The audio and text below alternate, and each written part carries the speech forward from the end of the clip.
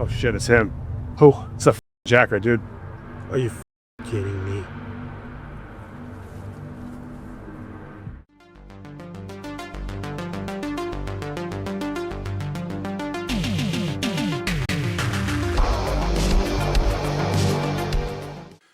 Hi, this is the Professional Amateur Hour coming to you with another review. This week, Leo sent me a screener for JACKER 3, and this 2025 film was directed by James Panetta and stars Phil Herman, who is actually the writer and I think the producer as well, and he stars along with Debbie D and Kevin Duffy, among others, of course. So what is the story of JACKER 3? Well, this is the third in a series, and so this marks the return of the Jacker after 30 years or something like that. And he's doing his Jacker thing. He's jacking people and then he's offing them. And then he jacks someone else and then offs them. And then he goes around just jacking and offing people.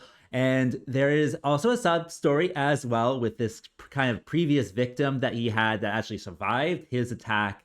And that is Debbie D's character. And she is certainly traumatized by, almost being killed the first time. And she has to kind of deal with that. And it's just, the Jacker is back. So she's, being traumatized all over again. What will happen though? Well, for that, you gotta watch the movie and find out.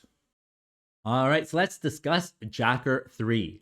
With this one, it is the third of a series. And JACKER 1 happened in 1993 and JACKER 2 was 1996. And so it has been quite a while since JACKER movies came out.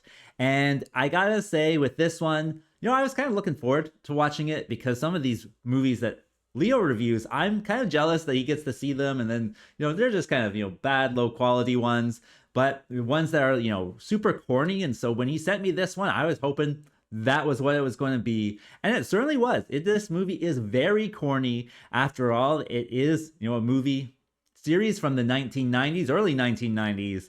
And so I think it does try to follow that format. Of course, 1993 was a different time. They even had, what was it, like in-camera editing and stuff like that.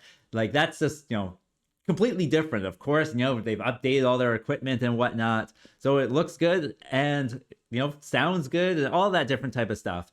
But it's just certainly feels kind of like a retro movie. Of course, I didn't watch the original two ones. And even in 1993, I would have been 7 at the time. So I probably was not interested in horror movies, certainly. And it certainly has kind of a corniness to it, a throwback feel to it.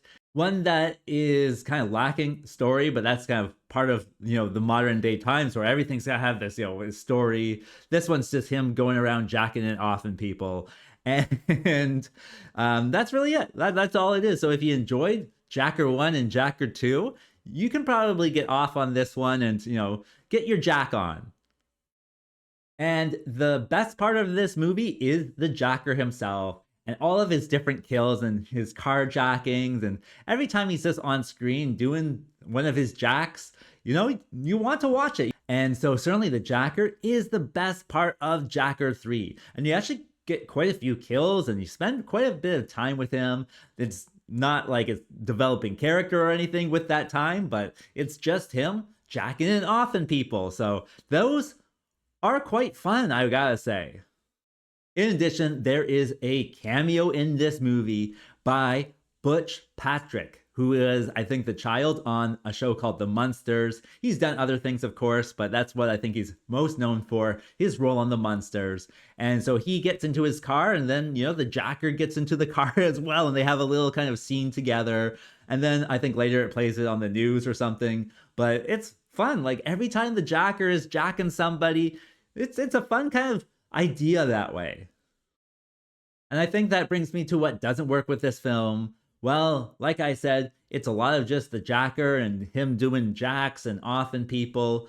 And that does create less of a story. I would actually say there's like no story at all, especially with the Jacker. No character development either or anything like that. With Debbie D's character, it kind of follows a story and there are some developments and stuff like that. And then even in the end, it kind of just all falls apart anyway. So really there is no story. Also with this one, since the other, two original films were in 1993 and 1996, it is, I guess, 29 years from the last movie that came out. but they keep saying that it's like 30 years. And I don't know. It just like the math just didn't work out. It's like 1 or 2 years off. Because if it, was the anniversary, that's 1993. So it would actually be 32 years.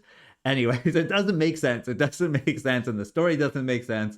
And so that certainly, is one of those things that you just have to, not care about whether you will have a story in your movie. Just watch the Jacker doing some stuff, I guess.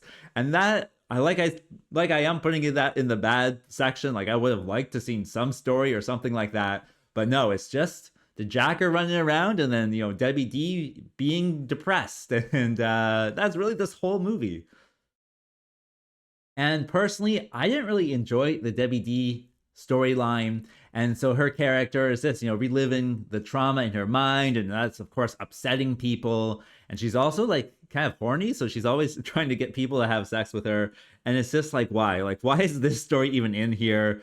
And I do appreciate that they brought back these actors from 30 years ago. I think Phil Herman, does other things and is a producer himself. So, maybe he's the brainchild behind this one, And so it certainly is fun to see that, but at the same time, like did not need Debbie D's storyline. They could have had a detective or something like that. I understand they're just trying to bring back the actress from the previous one. So yeah, it just wasn't a very entertaining storyline, and it's like the other half of the movie, right? So it just also disappointed.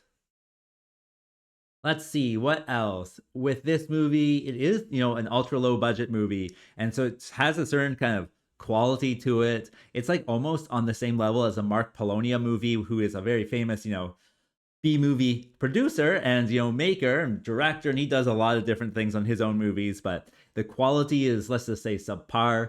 And this one kind of is reminiscent of that style of movies. Of course, bad movie lovers are going to love that, but someone who wants to, watch a real movie, this is not going to be it. You can, I guess, live 1993 all over again, or at least a quality of movie you would get in 1993 all over again. And so you certainly have a niche audience for this one, and one that, is probably going to be into that corniness. Like it's an ironic watch more than anything else. And so that's, my recommendation. So if you like watching things ironically, this might be one. Of course, if you've watched 1 and 2 recently, which I can't imagine you have, you might enjoy a third Jacker movie. But I think most people are probably going to watch it ironically more than anything else.